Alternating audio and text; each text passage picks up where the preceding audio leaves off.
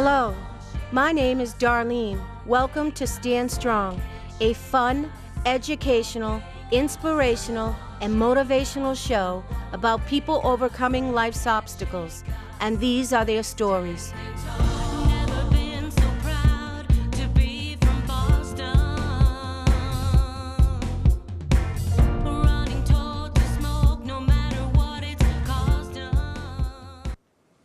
Hello, welcome to Stand Strong.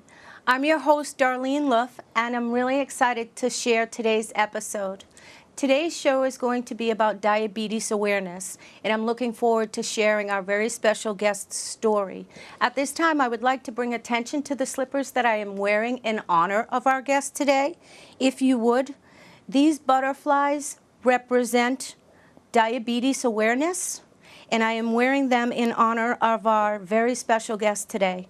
And at this time, not only would I like to introduce our guest, but also the co-producer of Stand Strong. Welcome, Rachel. Thanks. It's really weird to be on this side. The past 2 episodes have been on that side. I know. It's also really weird to be wearing shoes right now because I usually wear the slippers. I'm glad to be back into the slippers. I'm glad to be back in my spot. Welcome. Could you tell our viewers a little bit about yourself? So I am Rachel Marie Thomas. A lot of you guys know me as Diabetic Girl. I am the co-producer as well as founder of Diabetic Girl Studio Sessions. Diabetes awareness is a very big deal to me. I was diagnosed when I was 21 months old, which ages my diabetes at almost 18. Wow. So yeah, that's me for you. That's crazy.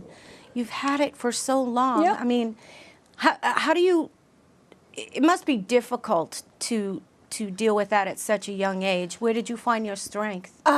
So the majority of my life, it was my mom taking care of my diabetes. My mom was my go-to. She was my cheerleader, my educator, my nurse, and my parent, you know, all in one.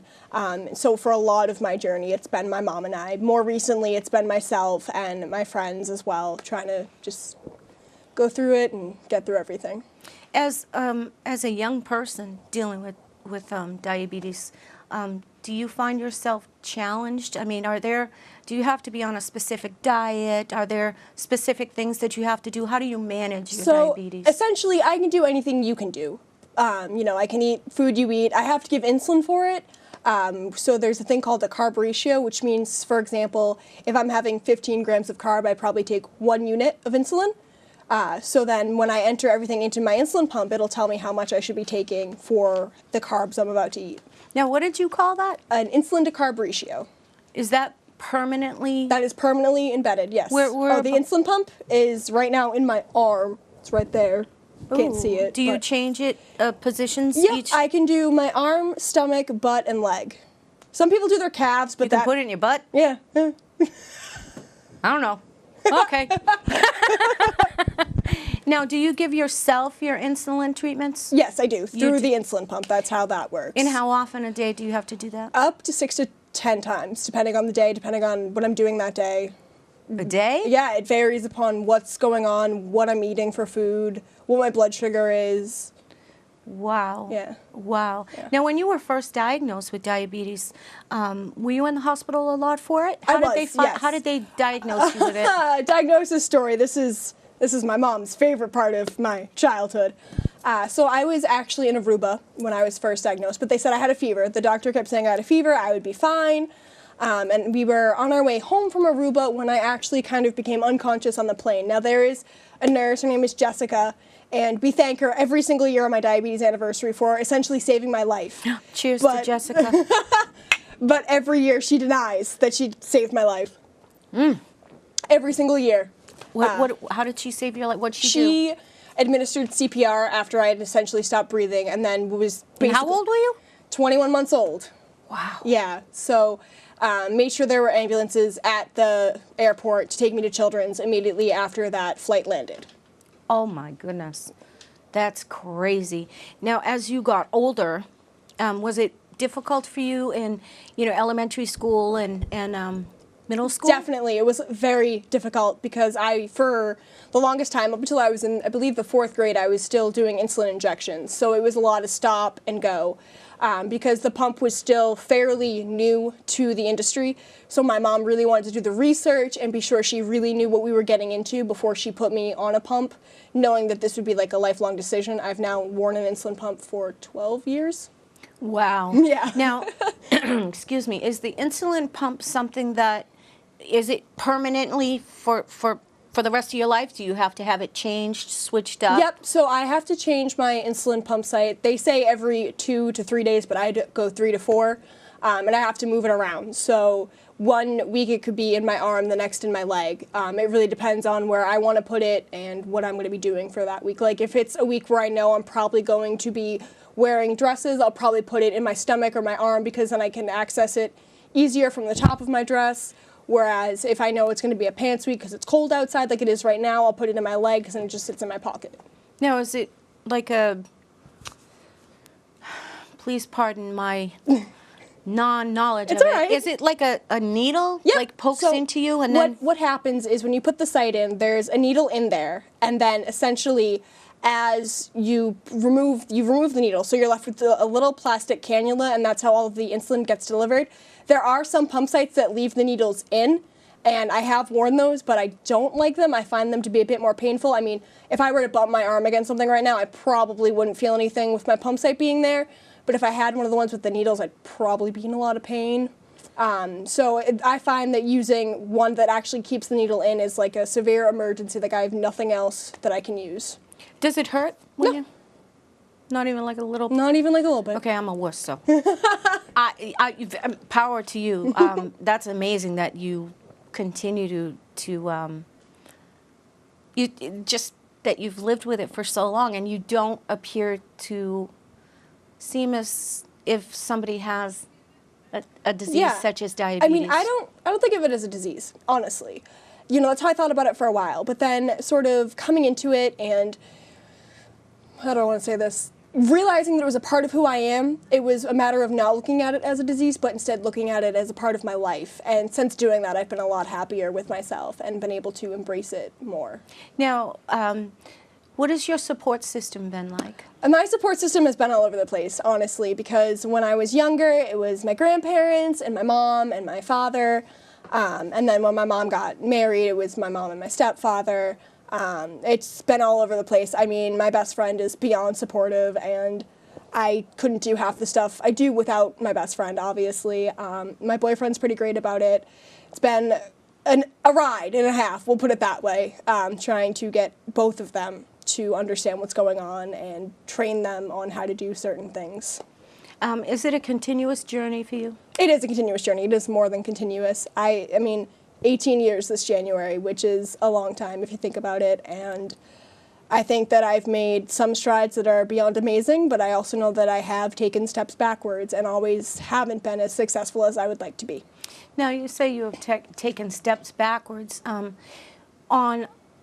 an off day, how does it feel how can you tell that you're not getting enough insulin or that you're starting to feel not well because you're not resting or doing what you're supposed to do? So usually we check for ketones, which is when your body breaks down fat for energy instead of carbohydrates.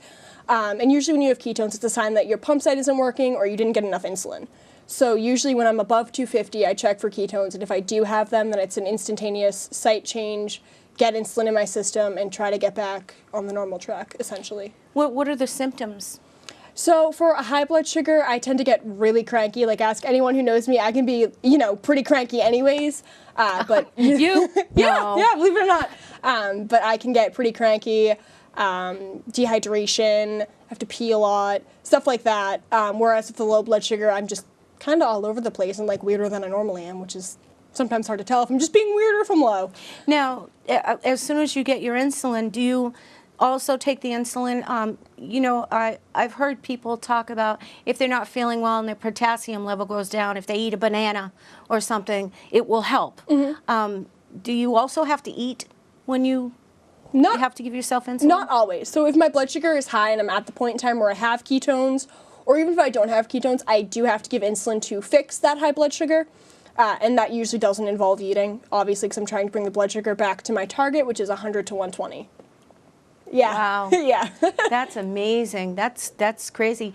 Now, in your life, since you've been dealing with diabetes and learning more about it, there are certain things that we've discussed on the phone that you've gotten involved in to bring awareness to young adults with diabetes. Would you share with our viewers? Okay, so a lot of my journey, and most of the part where I became okay with it and began to embrace my diabetes was when I started going to diabetes camp when I was 6 or 7. Now, you say diabetes camp. Yeah. Could you explain to our Diabetes viewers? camp, so like as earlier taped Camp Sunshine, there is a camp out in northern Massachusetts called Claire Barton Camp, which is strictly for girls with diabetes, and they have just made milestones in my journey and has just made my journey so much easier. Like I said to you earlier today, I had a camp counselor the first time I ever went to camp who that first night convinced me to give my own shot, do it all myself. And, you know, this was one of those monumental moments. I had to have been 6 or 7 at the time. I had never done it. It had always been my mom or my mammy or my Bampy had always done it. But then I decided that since she was like, no, you can do it, that I was going to do it for the first time. Were you scared? Horrified. You know, here's little 6-year-old Rachel like, can I do it? You know, and I do owe a lot of my success to camp. Caitlin, who the counselor I was talking about before, you know, she got me started, and after that weekend I was giving my own shots constantly. You know, mom and dad still had to check and make sure my levels were correct and everything, but I was giving my own shots. She then talked me into a pump about a year later, and I've been wearing that same pump since she talked me into it, essentially. And just, I've had incredible, incredible role models, Caitlin obviously being one of them, and then you know, a lot of people know I have my own show here on the Local Access Network as well. I was just going to get to that. And the reason that happened was because a couple of years ago I had a camper who actually has been on my show say to me, it would be really cool if we had someone like you on YouTube to talk about how you handle your diabetes before a midterm or a test, or how you handle it during the holidays or on your birthday. And so 4 years ago I started doing YouTube with my own sort of diabetes awareness stuff for that one camper, and then I started coming into the studio to film just to change up the scene, get something a little different on my channel, and that's when I started doing the stuff for the Local Access Network shortly after I graduated. Now, if you ask Kim herself, she will never admit to starting me on this entire journey, but I owe this child more than I think she's even aware of. Oh, well, we do a cheers to Kim. Kim! For the support that she's given you. It's amazing that you found so much support at such a young age. Yeah. It's amazing. I mean, honestly, I can say throughout the years that I worked at the diabetes camp, I'm no longer there just because life got really hectic and really busy, but throughout the years that I've been there, I was definitely able to find my own support system and then make a support system for the campers that I've had, which is beyond amazing. Now, you said you had a camp counselor. Was that Kim? No, Kim is one of my campers. She was one of my very first campers, actually. Could you tell our viewers a little bit about your counselor? My counselor, Caitlin? Okay, so Caitlin did legitimately change my life. I mean, honestly, she was there constantly. I'll never forget, they did like a pump weekend there one weekend, so you know, you could try your pump before you decided which one you were gonna buy. And so I tried one pump, and the pump site just wasn't for me. You have to understand, I think I was like 8 when this happened. And I was, you know, stick-thin, little bones everywhere. Little Rachel tries this big site with a needle that has to be at least 6 to 9 centimeters, and my mom has to manually insert it. How old were you? I was 8. I would have been horrified. And mom had to I'm an adult, and that scares me. Mom had to manually insert it, and I cried and cried. It just hurt so bad, and then 2 seconds later it fell out, and there I am, like on the floor, hysterically crying, because what else am I supposed to do? And Caitlin suggested I try a different pump site that you could use an inserter for, and I said, all right, I'll try it. And I had Caitlin put it in for me, and then I had a stuffed cow at the time, which I still have sitting in the attic with the pump site that she put in there. And, you know, a lot of people say you meet people in your life that really and truly change you, but they can only be there for so long. Absolutely. And I will never forget my sophomore year of high school, about middle of March, I had spent a weekend with her. That exact same pump set that fell out, I had convinced her to put it in me one last time so I could, you know, say I tried. you know, I really like to expand my knowledge and try anything and everything I can. So, you know, we did that together. It had to be like 3 in the morning. I'm not even kidding you. We're both sitting there hysterically laughing, like recalling every memory we ever had together. And then 2 weeks after that, I had found out she had died. And it was one of the most heartbreaking moments of my life, when you lose someone that you're so close with. And then, you know, she was like my older sister. We didn't see each other often because she had left camp for a couple of years. And then that summer, about probably 3 or 4 weeks after she had died, I had gotten a call from the camp saying they wanted me to come on and be a staff member and work with the nurse I had that same weekend. That very first weekend I had Caitlin. And I was beyond happy, and my thing was I was able to spread Caitlin's message for my own campers, something that changed me and touched me. I was then able to share with someone else. She's so forever with you. Yeah. We'll do a cheers to her.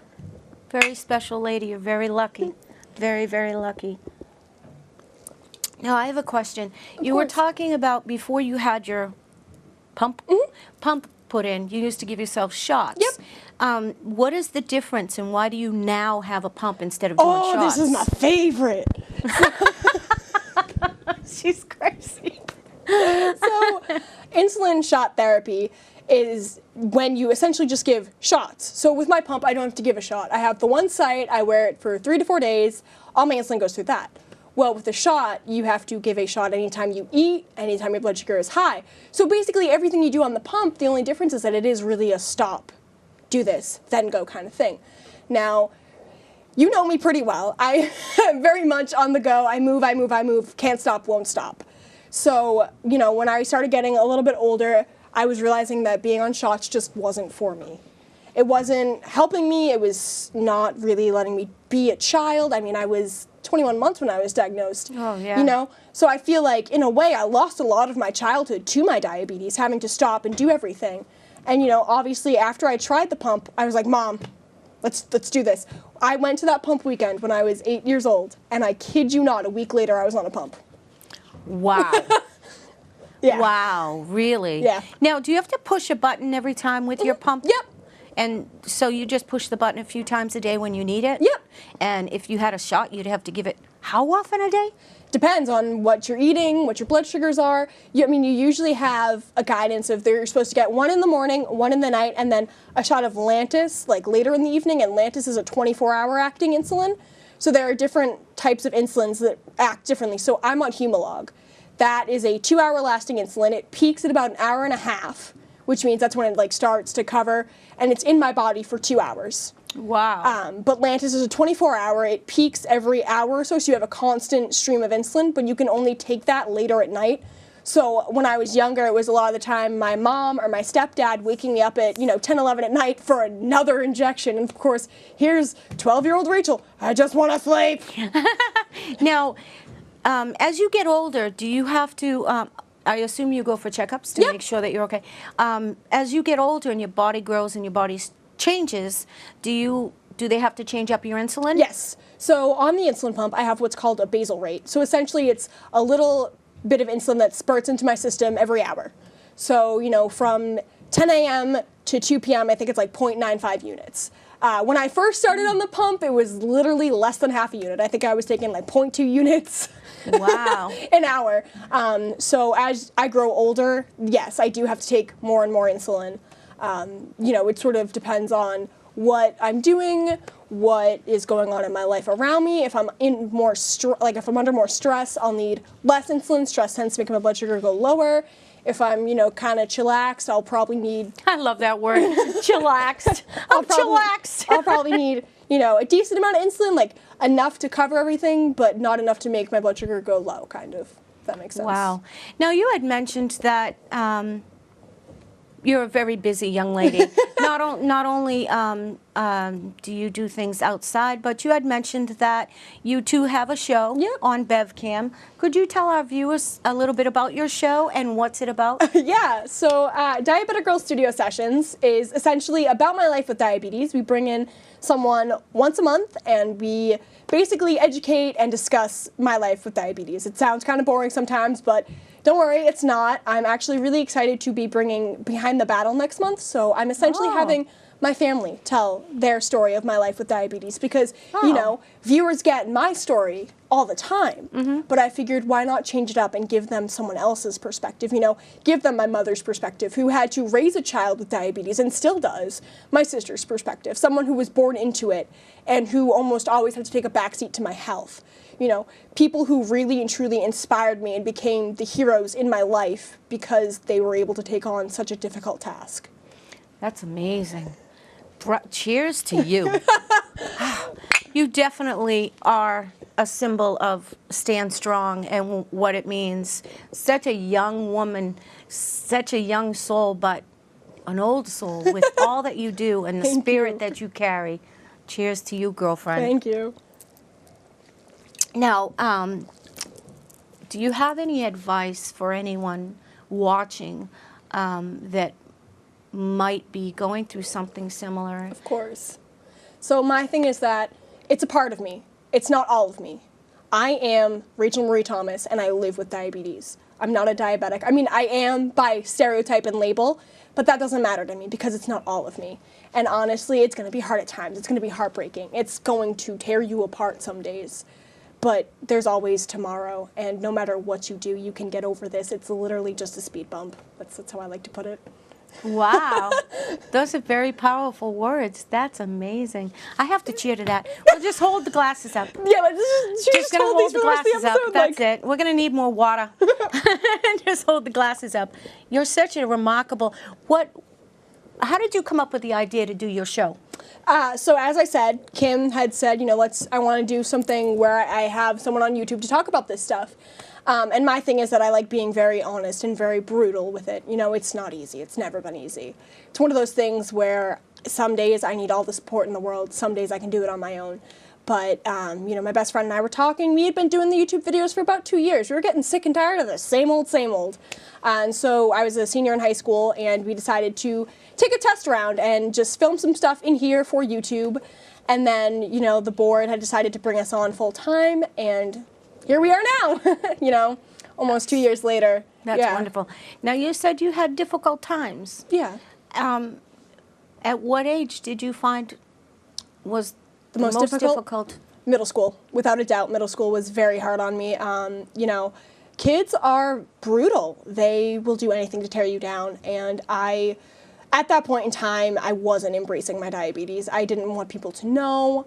I didn't want any of that. I just wanted it to be kind of quiet. You know, the people close to me knew, maybe not enough to handle it. Whereas, you know, I was like this until I was a sophomore in high school. I'm not even going to lie to you. I was very shy about it. And then I started working at the diabetes camp, and I obviously met Kim and really decided that, you know, I needed to be able to embrace my life with diabetes in order to help others. And that's how I'm sitting here now, I guess. I mean, it's amazing. You're very strong. Now, when you get older, do you have is there something specific that you'd like to do career-wise to bring even more awareness? I mean, I've definitely thought about doing, taking my diabetes, a certified diabetes educator, my CDE, so that I can obviously become certified to do that and work as a psychiatrist, therapist, all kinds of stuff. But I just haven't exactly found the right route for it yet, so I'm still working on that. Yeah. That's amazing. You know what I wanted to ask you? Your insulin pump, is it all plastic or is there metal in there too? There's no metal. So you don't set off alarms at the airport the battery and stuff can on some of the newer pumps, which have more metal. But the one I'm wearing right now does not set off alarms, which we're really thankful for, because my best friend will tell you that we went shopping 2 or 3 years ago for back to school stuff, and I was wearing a newer pump, and I kept setting off alarms. So at one point in time, it was a matter of, okay, disconnect. Here, Lauren, take it. And chucks the pump out the door, sets off alarms. I would like to, as most of you know, I like to present my guests with a gift. And since Miss Lauren has already been on the show. My name is Rachel. Lauren's my other half. See, you were just talking about Lauren. I'm going to drink to screwing up a name. I responded, Lauren. That's the sad My part. co-producer, and I can't even remember her name. Anyways, I like to present our guests with gifts, and I have already presented Miss Rachel with a T-shirt. So today, I'd like to present her with a gift, but this is very special and very meaningful to me. This is a sterling silver brooch that I would like to present to you for diabetes. And thank you so much for being a guest on our show and also being a part of the Stand Strong show family. I'm sorry I messed up your name. I'm so sorry I messed up your name. It's okay. And give you that and say you. thank you so Of very, course. very much. Is there anything else you would like to share with our viewers? Never give up. Plain and simple. Embrace who you are and remember that it's going to be hard some days, but in other days you got this. Hear, hear. Thank you so much. Thank you. We're getting ready to wrap up. Again, thank you so much for sharing your story. It's an amazing story, and you're a remarkable young lady. Thank you. And for you viewers at home, once again, thank you so much for your continued support. We look forward to you joining us again next month.